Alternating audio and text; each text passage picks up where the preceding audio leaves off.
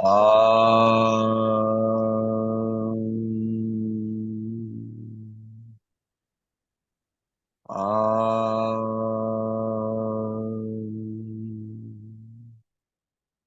Shri Gurubhyo Namaha. Harihi Om. Akhanda Mandalakaram. Vyaptam Yena Characharam. Tatpadam Darshitam Yena. Tasmai Shri Gurave Namaha. Ajnanatimirandhasya. Jnananjana Shalakaya. Chakshurunmilitam Yena. Tasmai Shri Gurave Namaha. Gurur Brahma Gurur Vishnu. Gurudevo Maheshwaraha. Guru Sakshat Parabrahma. Tasmai Shri Gurave Namaha. So, I think we were at verse number 35, 36, 39. Just let me check. We'll start with 39. We started 39, correct. So 39.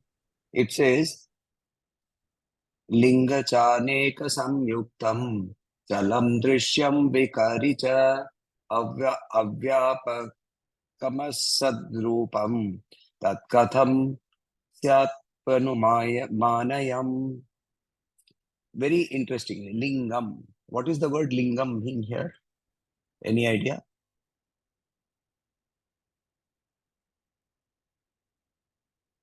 We have heard the word Shivalingam. Linga meaning various meanings here. What is the meaning of the word linga? It's energy. Okay, very nice. Because what happens is that in the earlier verse, he brought out the fact that the Karma Kanda also says that Atma and Anatma, that is Atma and material, is different. Correct? Till then, he has already established with various arguments, very logically put together. He has brought together to a point where he says that the Atman and the body are two different things. Now, and even in the Karma Kanda, that also is true. Just to make sure that the student does not feel, oh, he is only proposing his Jnana Marga views and he's being biased towards his own thinking, he brings about this Karma Kanda also. Now he goes on to say that lingam here meaning the subtle body, the sukshma body. Now we have to understand how many bodies we have. We have 3 bodies which together comprise with 5 koshas. Right? The structure is like this. We have one physical body, right, called the sthula sharira. The sthula sharira has 2 koshas, the annamaya kosha and the pranamaya kosha. Right? Then we have what is called the sukshma body. The sukshma sharira has again 2 koshas, the manomaya kosha and the vijnanamaya kosha. तो मीना जी, आप 2 device से login किए हुए हैं, तो शायद आपको एको आ रहा होगा. सॉरी, मैं कंप्यूटर में लॉगिन कर, मेरा इसमें आवाज नहीं आ रही. Thank you sir. Okay sir. So that is and the third is our Karana Sharira, which comprises of what is called the Anandamaya Kosha. So these 5 koshas, is not me. Name Pancha Koshaha. In Nirvana Shatakam he has said, Name Pancha Koshaha. Right? So I am not the 5 koshas, I am not therefore the 3 bodies. This is the Advaitic view or any other view. But here he now brings in, still now we have been talking about the physical body. Right? My parts, my body, many parts, so on and so forth. All these Vishleshan he has done. Now he has brought in the energy body, what is called the Sukshma Sharira. The Sukshma Sharira basically represents itself through the energy, because the mind, the thoughts, right? The emotions and the thoughts. So now when he says Lingam, this subtle body or the Sukshma Sharira, cha aneka samyuktam, that also is made up of many parts. It is also not one. Now the physical body is made up of many parts, we have already seen. right? Eyes separate, nose separate, each doing their own function. Now he brings in the concept of saying that the Sukshma Sharira also has made up of many parts, which is one, obviously one is the thoughts. The second is the emotions. So it itself has at least two clearly discernible parts. When we look at the Sukshma Sharira, it is saying Aneka Samyuktam. Chalam, it is unstable. Actually, for that matter, the physical body can still be made to be stable. The Sukshma Sharira cannot be made to be stable. That is the problem that we have, right? Mana Markata Rupaha. It cannot sit in one place. So our emotions, our thoughts, continuously there is a flow. And therefore it is unstable. One of the words that in the Bhagavad Gita, Sri Krishna uses to describe the Atman or Brahman is Kutastha, Kuta. Right? It says it is situated in Kuta. Kuta here means the anvil. Now, what happens to the anvil? Anvil in a ironsmith's shop, it is on which things happen, but nothing happens to the anvil. Similarly, here he says that is chalam. Chalam means there is a lot of instability in it. It can be viewed, drishyam. It is not a drishta. It is not observing. It can be observed. It can be observed. Now, the moment you say something can be observed, it becomes an object. It is no longer the subject.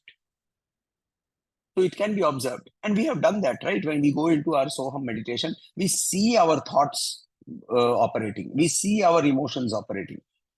When we see our emotions, when we see our objects, then the question will arise is who is seeing? The moment that question arises, who is seeing, obviously means that the thoughts are not the observer. The emotions are not the observer.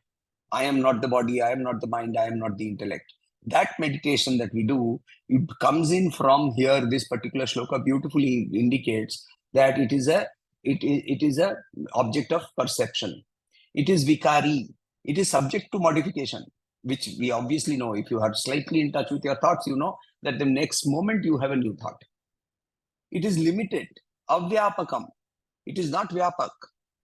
It is not spread into everything. My thoughts are mine. My thoughts are not yours. My emotion is mine. My emotions are not yours. This distinction of me, mine can only happen when there is limitation. If there is no limitation, there is no question of me, mine. Hence he says, avyapakam. And therefore, he says, it is unreal. Asadrupam. Avyapakam asadrupam. Then, tat katham, he says, tat katham syat be uman, this. Uman here means the self. How can this be the eternal great? Uman means great. How can this be the great? So, very interestingly here, he brought in the concept of the subtle body, and he said, he said, okay, the subtle body is also not the is not the Atman. So now he moves on from there into the next stanza. Sorry, let me open the book.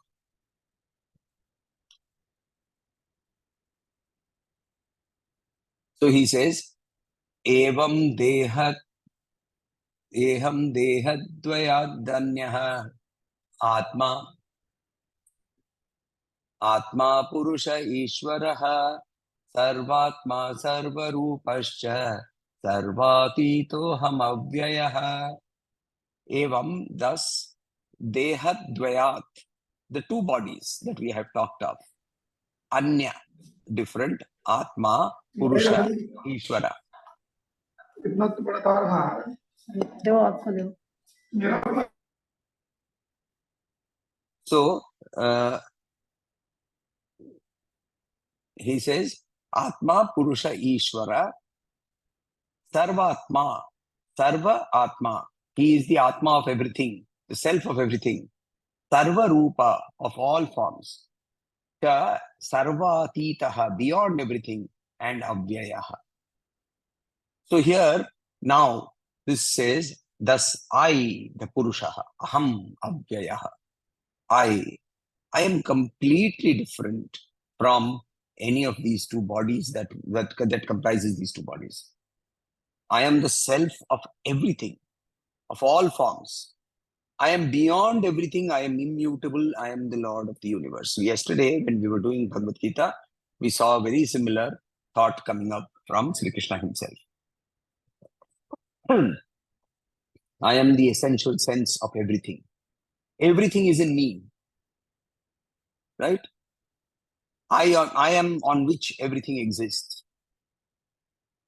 Now, this thought that he brings about here is a very important thought for Manan. So, up to now, what he has been doing is a very interesting Manan that we can do is about saying, sorry, the Manan that we can do is that we identify by saying that I am not the body, I am not the mind, I am not the intellect. Now, a negative identification is something that our mind cannot accept, right?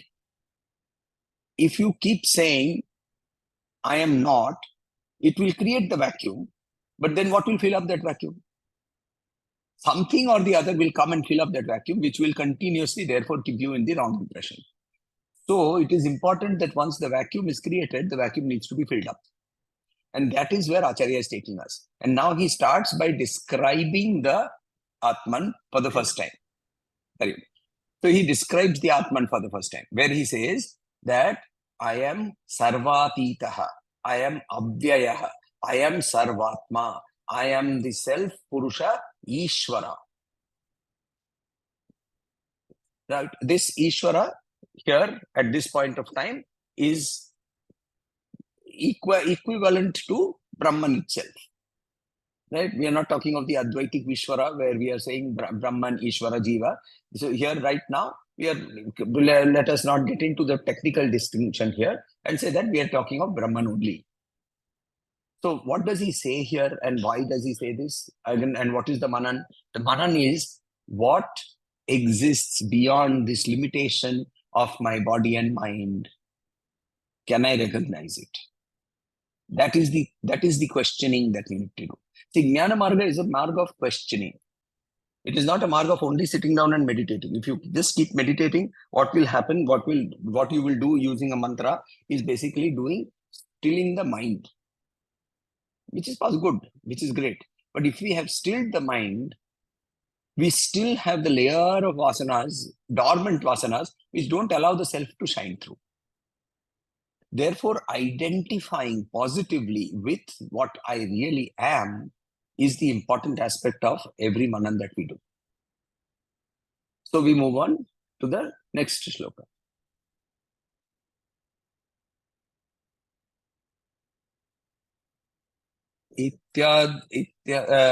Raghuji, verse 41.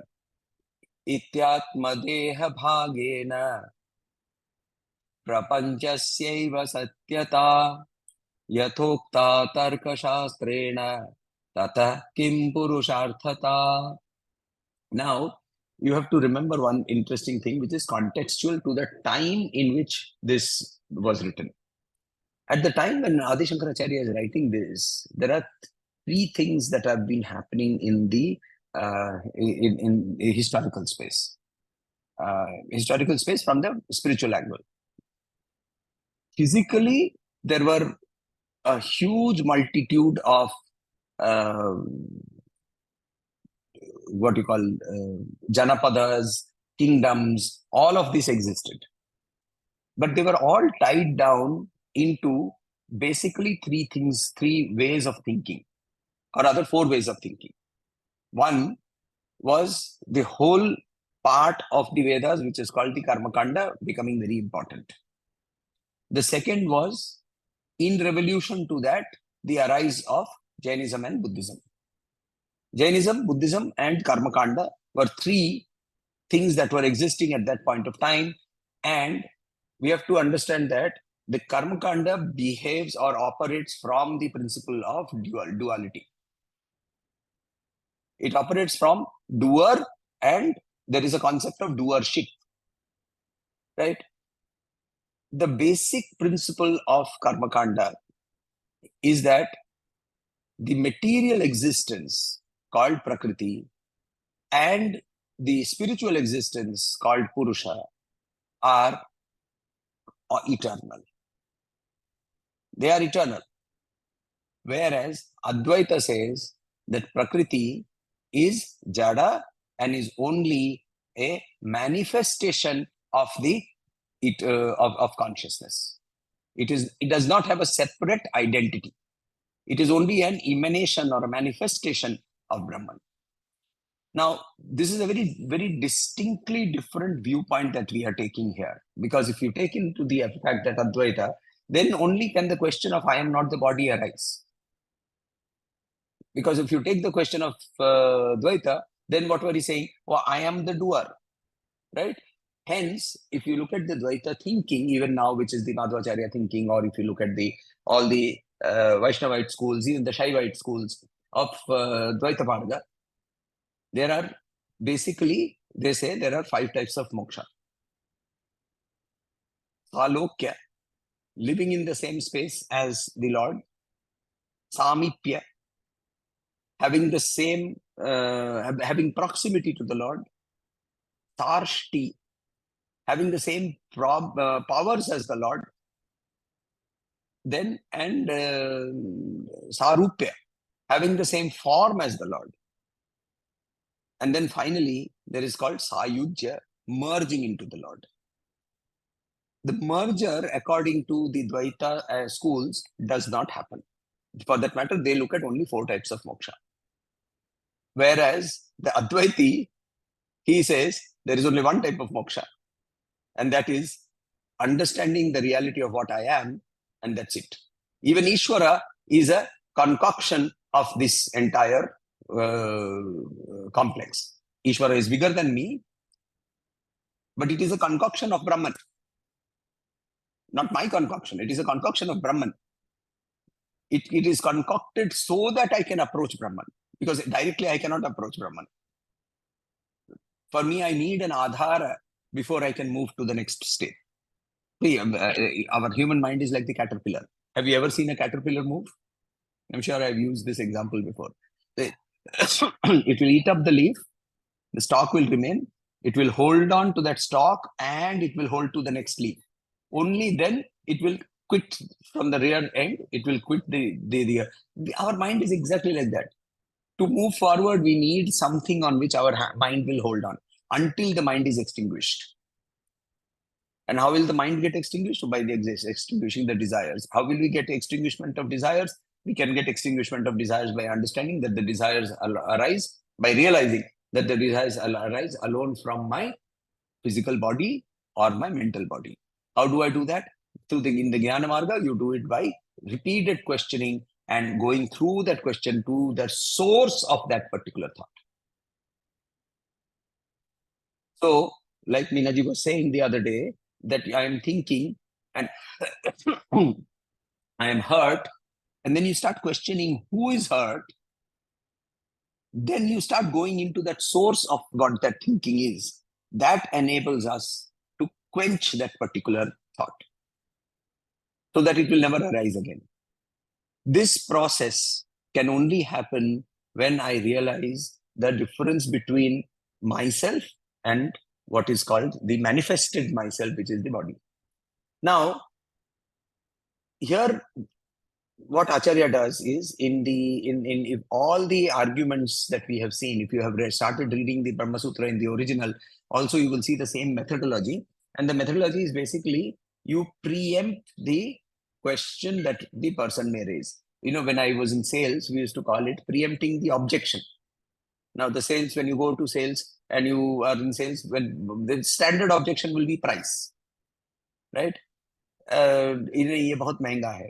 Now, if I start off by saying that this may appear to be very महंगा, but actually the value that I am bringing is far better. Now, you cannot raise that question anymore, right? This is called preempting the objection.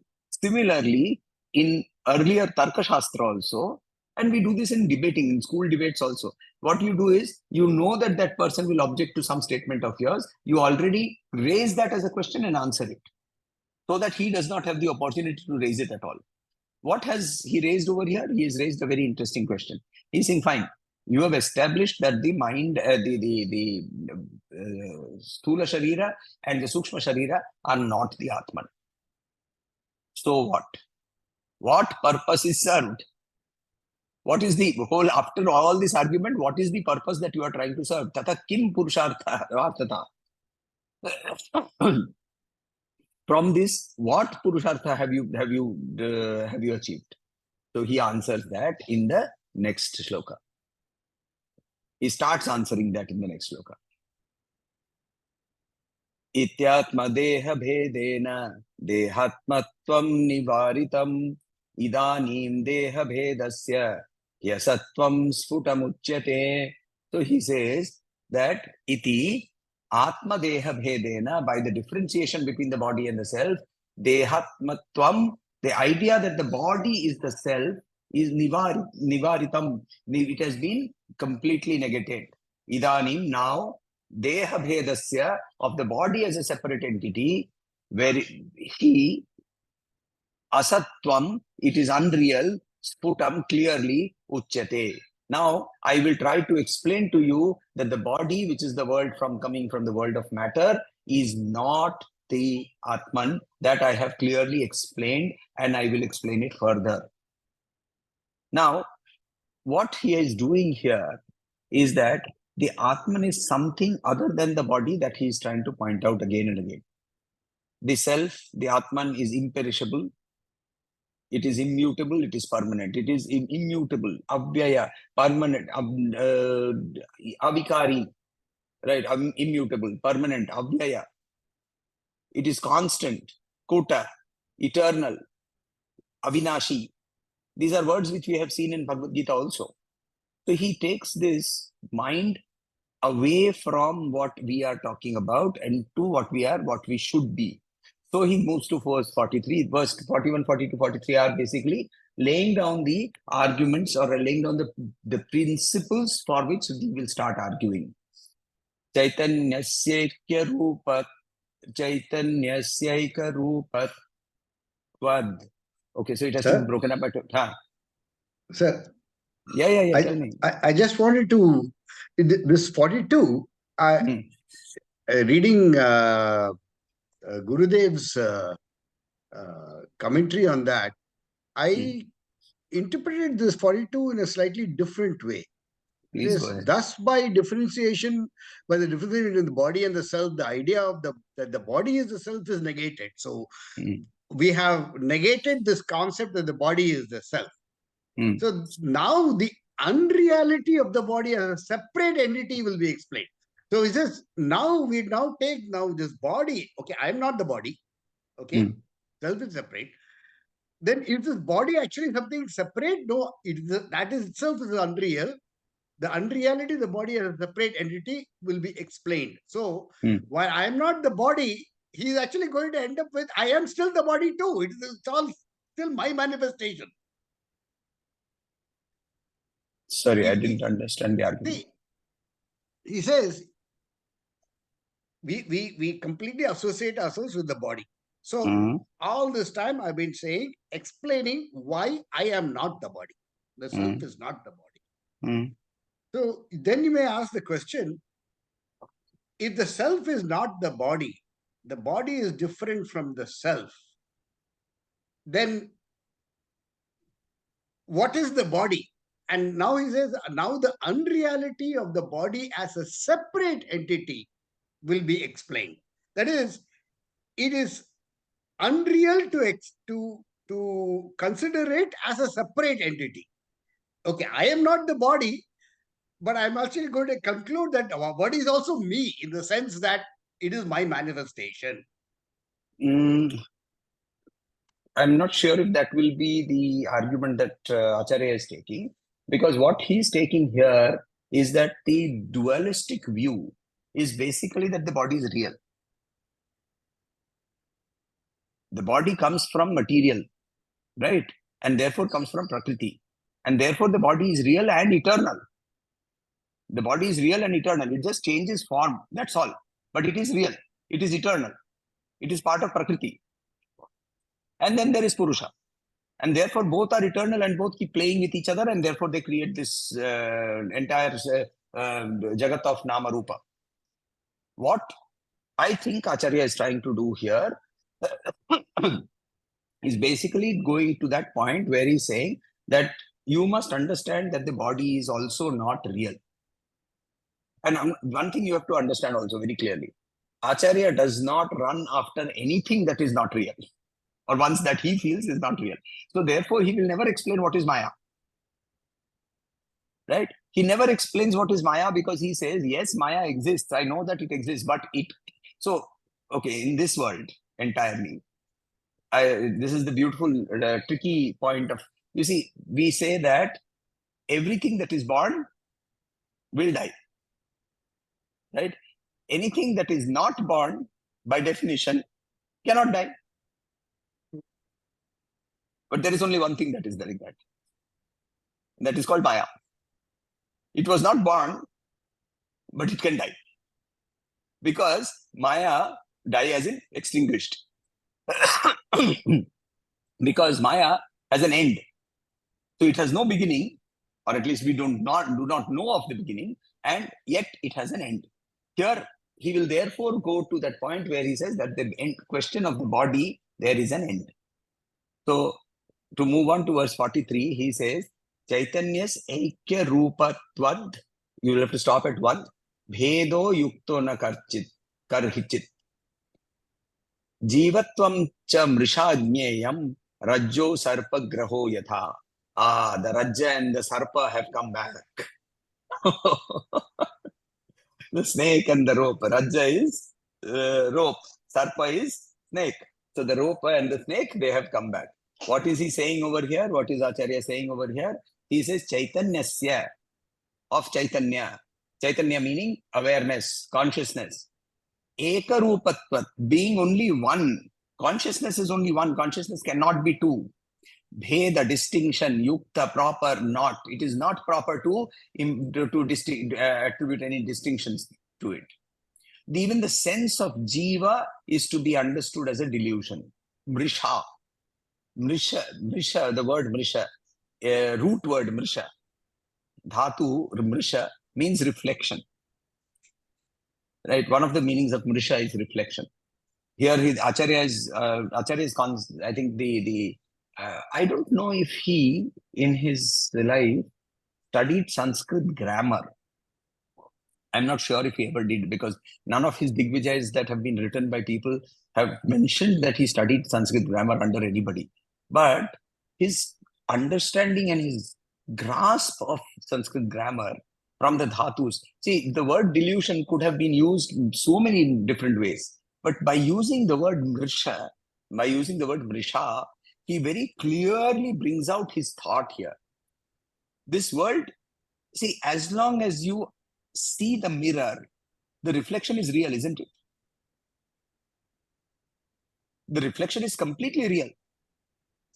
Now, if there is nothing to be reflected, there are two ways to break this. One, you break the reflecting surface. Then there is no more reflection. Or you dissolve the thing that is being reflected. Then there is no more reflection. Now, you cannot dissolve the reflecting surface because it is too large. So what do? You dissolve the thing that is being reflected. And therefore, come to the reality of what it actually is. And this is only a reflection. This also, while I was doing my manan on this, reminded me of a very beautiful thing about Swami Vivekananda. So Swami Vivekananda was asked once, how do you escape the net of Brahma, net of Maya? So he said, there are two ways. One, you become so big that the net of Maya cannot capture you, or you become so small that you pass through the holes. Now, I cannot become so big that this net can be broken by me. Very difficult. So it's very easy to say, I will just shrink and push, you go through. And there is no more net of Maya.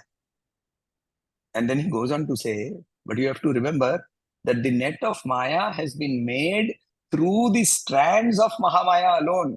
Maya being Brahman. So it is Mahamaya alone who brings out this strand, and therefore it is important to take her permission.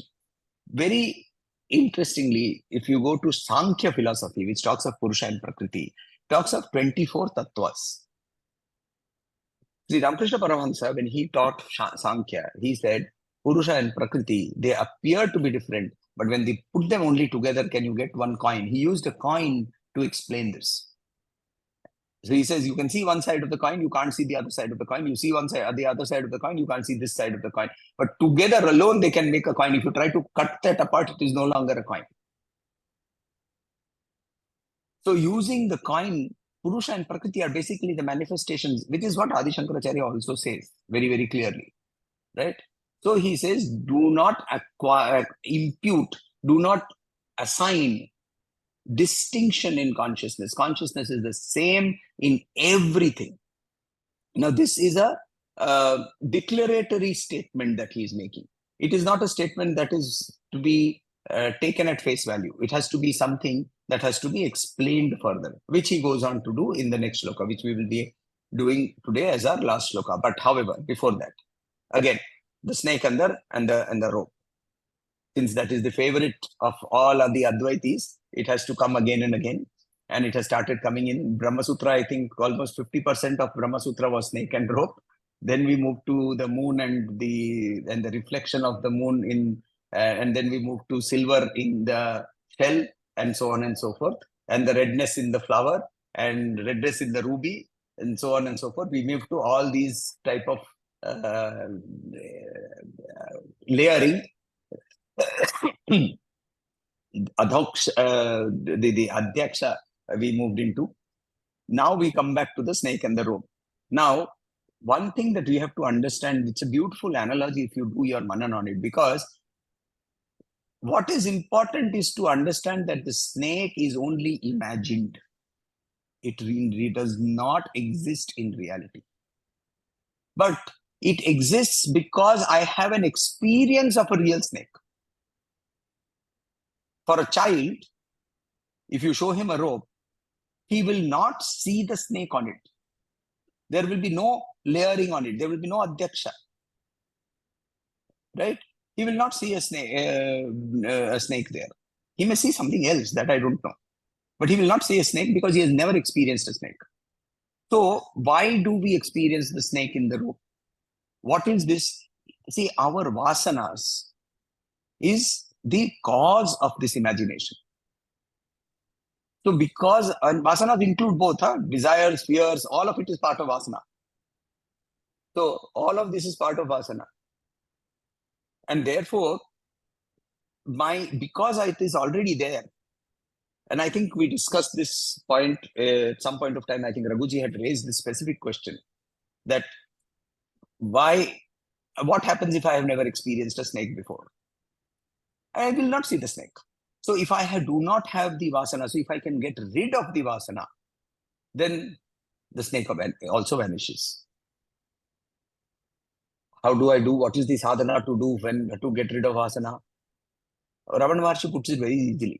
He says, say no. Capital no. N-O. No. So every time your mind veers towards something, it is veering towards something based on its vasana to go and do something which is its area of comfort, area of pleasure, area of running away from pain. Gurudev says our mind runs towards only two things: away from pain, towards pleasure. That's all that we are doing in our entire life, continuously. So when you are doing this movement, when the mind is moving, you stop it from movement and say, no, you do this. So the moment that Rasgulla comes in front of me, I have to be having the ability to say no. Now, at that point of time, if I have awakened my intellect, then the intellect tells me, this is not your right decision. The conscience that we were talking about yesterday, see, it's still in the intellect. It's still in the material world. And it is directing you. It is directing you. The charioteer is in control. The senses are being held back by the intellect. And that enables us to move forward. So that is the manan that we want to do here. And therefore he says that this consciousness is one and do not impute it to have distinctions in any all over the world. Verse 44. Rajyavagnyanat Rajyavagnyanatakshenaiva Yadvadrajurhi Sarpini Bhati Tvachitti Sakshad. How do you read this? Sakshad Vishwa. Bhati Tvachitti Sakshad Vishwakarena Kevala Rajyavagyanat Kshaneva Yad Rajurhi Sarpini Bhati Tadvachitti Sakshad Vishwakarena Kevala. Rajyavagyanat. Two things are causing the snake to arise. One, I don't know the reality of the rope. Ignorance. And two, I know the reality of the snake. Right? I project the reality of the snake. Now, if you look at this, two things that are happening. One, the rope is covered. Right? And two, a snake is projected. What are these two powers that we talk about? Avarana and Vikshepa. Perfect. So the Avarana Shakti and the Vikshepa Shakti is being talked about here. The Avarana Shakti of Maya and the Vikshepa Shakti of Maya. The Avarana Shakti of Maya covers and creates the ignorance that does not allow me to see the rope. And the Vikshepa Shakti of Maya, which is my vasanas, project onto it the image of the snake. So he says that because of the ignorance of the rope and because of the projection through my vasanas, the very instant that rope, at the instant the rope, the ignorance vanishes. At the very instant of the ignorance of the rope, it appears as a snake. So too, he says, Acharya, I'm just reading from Gurudev's text, the pure and changeless consciousness itself appears as the world of plurality because of ignorance. What a beautifully explained verse. He says, I'm seeing this because I do not see what lies beyond. I am seeing, how many of you have seen a 3D movie? Right, you wear special glasses, right? When you go inside, the person stands over there and he is like Krishna. He gives special glasses to you. You become Arjuna and you can see the world in a different perspective, right? Now, how many of us, when we see the 3D movie, how many of us are conscious or aware that even this 3D movie is actually a projection on a screen? That is what I am seeing. It is being reflected from that screen. So somebody is projecting from behind.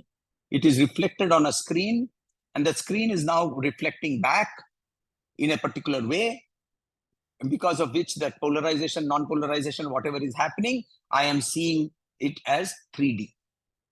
How many of us are constantly aware that there is a screen behind? The screen is lost, right? And one of the first times when I went to see a 3D movie, I don't remember, I was quite young at that time. It was a novelty. You had red glasses and green glasses. You had to wear one red and one green and all that, and you have to go inside.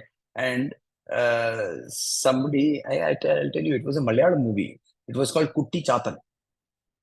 Kutti Chatan. And that got translated later on into Hindi also. And in that, this Kutti Chatan throws a ball. And the ball comes near your face and it actually hit, and everybody ducks. Right? You know you're watching a movie. You know that this is not real. And yet what happens? You interact with it. You try to escape it. Right? And just imagine with that ball or with that 3D, they start putting smell, they start putting beautiful sounds, they start giving you feeling. What have you done? You've created the world. You've created the world because you are ignorant of the screen. This ignorance of the screen is what is telling us this world is plural. Oh, is the world real? As long as you are not aware of the screen, the world is absolutely real. It will bite you. The sarpa on the rajju will also bite you.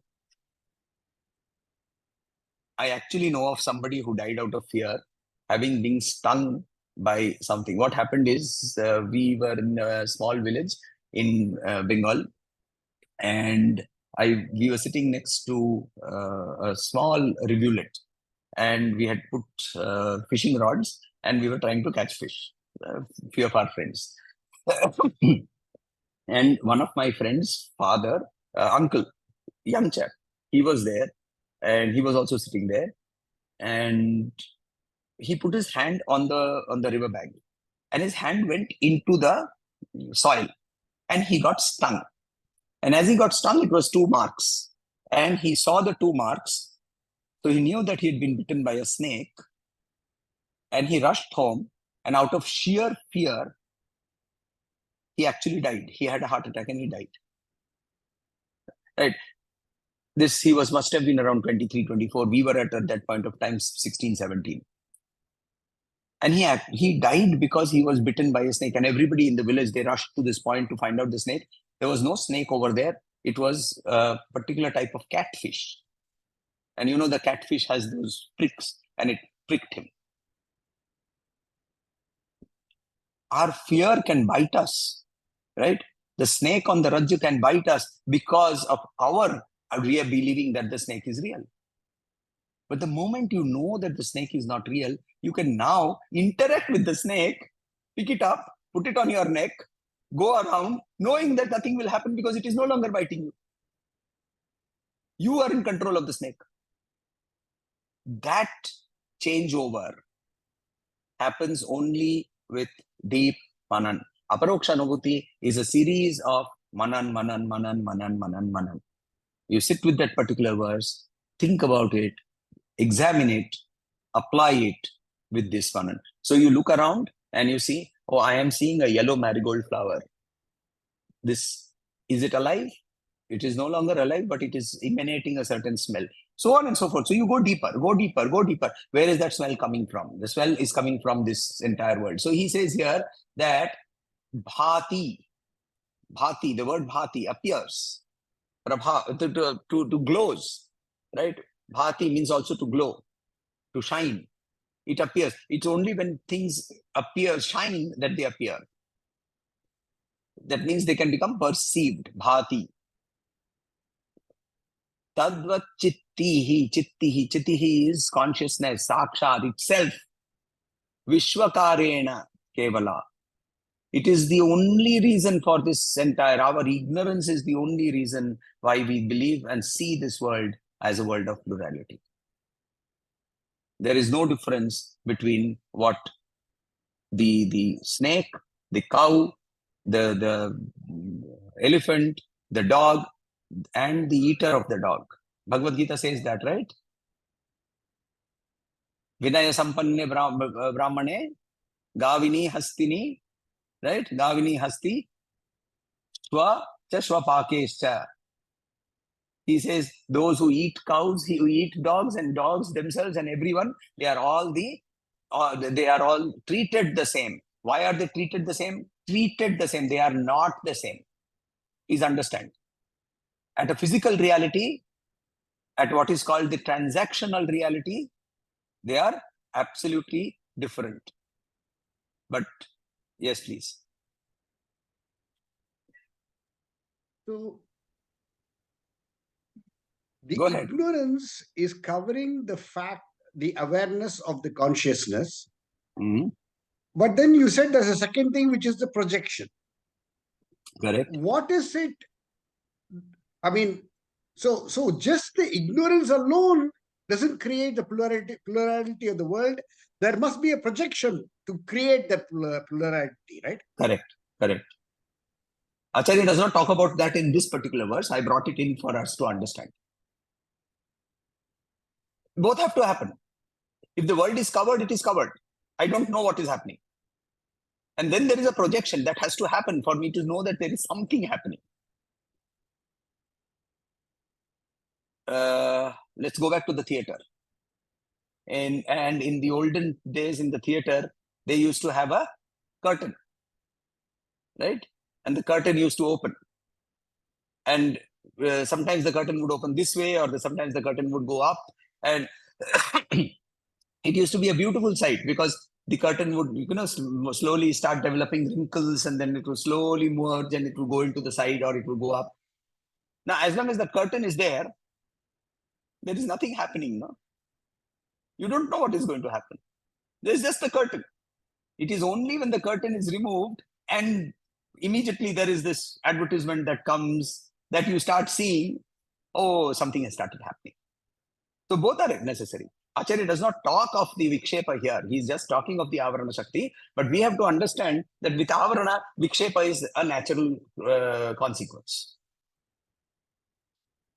I just wanted to point out for those who have elderly people at home,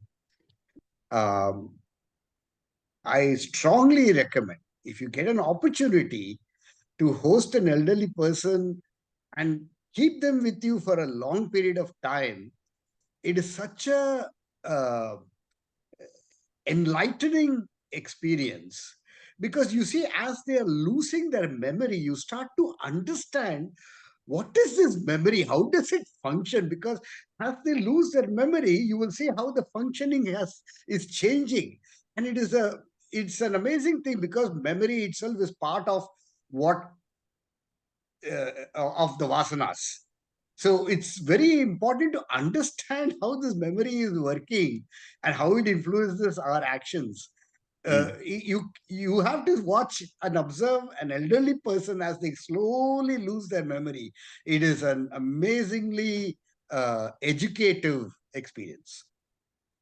So you're absolutely right. Actually, for that matter, if you notice that, forget the medical part of saying that if you keep your brain active and so on and so forth, your brain will remain active. And most old people, they keep dwelling in the past.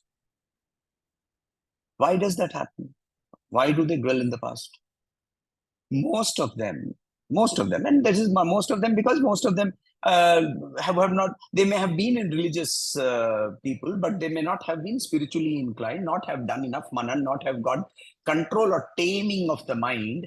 Then what happens is they clearly see there is nothing to see in the front. So the mind naturally, by its own nature, it needs to catch on to something, it goes back. And therefore it starts pulling out things that are from the back. And therefore they keep talking about what has happened, the golden years of yesterday, the bad things that happened. All of this is coming because of the fact that you have not trained your manas to remain where it is today.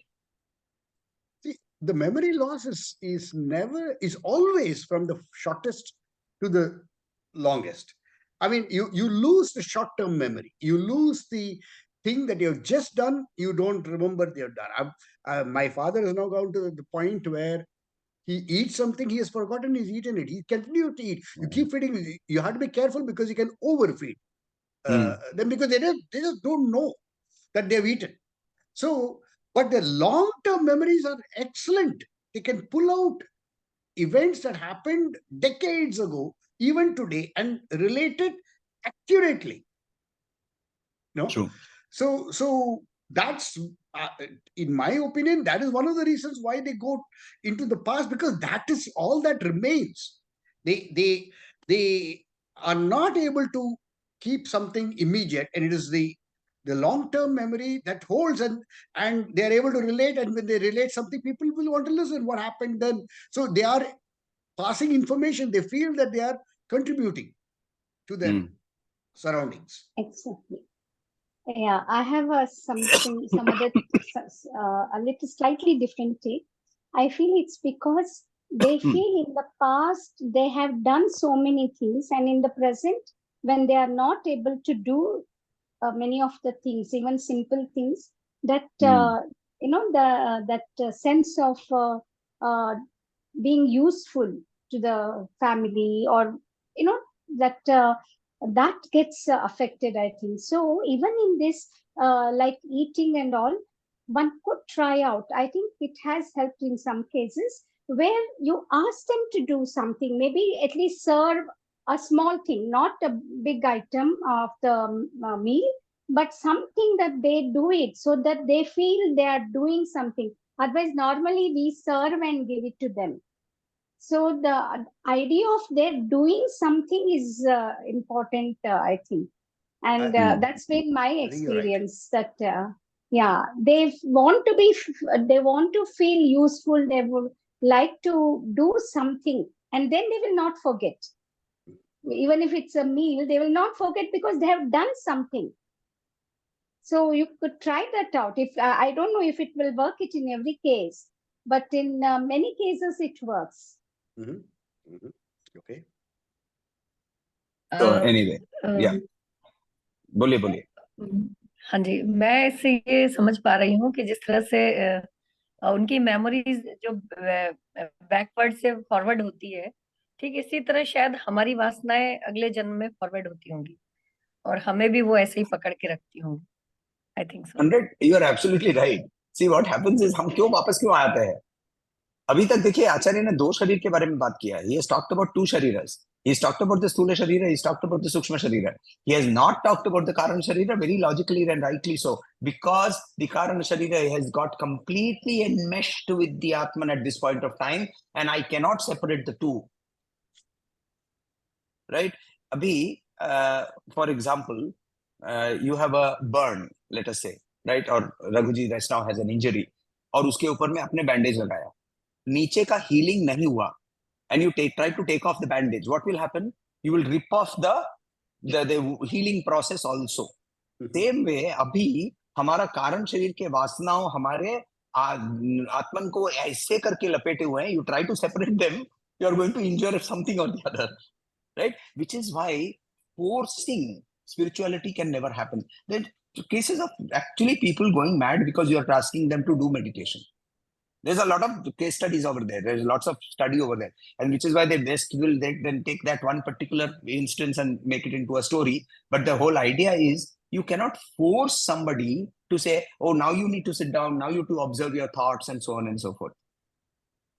It has to go through a particular process. And that process, वो इसीलिए हमारे ना कारण शरीर की जो problem है, वो अपने आप को प्रोजेक्ट करते रहेगा जब तक सारी डोरियां नहीं छूटेगी. हमारा प्रॉब्लम डोरी छूटने का नहीं है. हमारा प्रॉब्लम है कि एक डोरी छूटने पर हम 2 डोरी बांधते हैं. We tie 2 more and they get integrated to this ball. So that is what we need to get rid of. Try this over the next week. Try saying no. Let's see how that works. Right? जब भी कुछ भी हो, गुस्सा करके कुछ बोलने की इच्छा होती है, say no, नहीं बोलूंगा. रसगुल्ला की इच्छा आ जाती है, say no, नहीं खाऊंगा. Right? Whatever is the rasgulla, please understand. You know that rasgulla is not rasgulla. Chaliye, let us end. 1 second. Yes, I please. think, the earlier in the session, Raghuji was saying about what in the 42nd shloka, I think were you are talking about this line where it's written, now Shankara goes to prove that the body is not at all different from consciousness.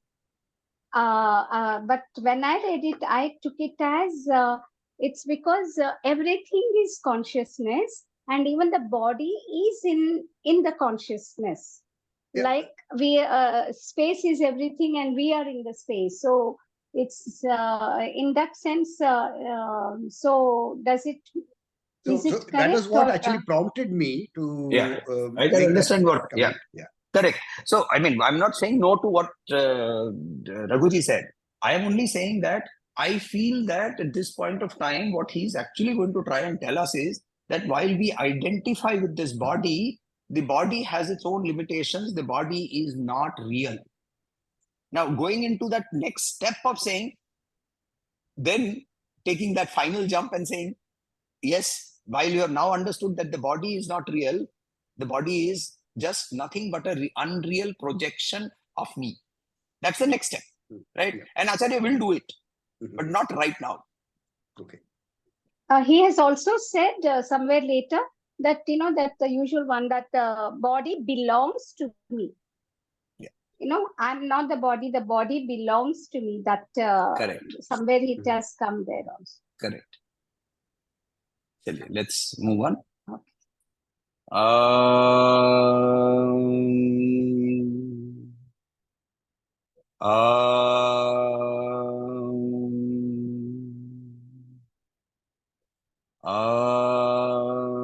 Shanti Shanti Shanti. Harihi Om. Shri Gurubhyo Namaha. Harihi Om. Sir, the Gita session recording. Yeah. I'll send all the recordings. I'll send all the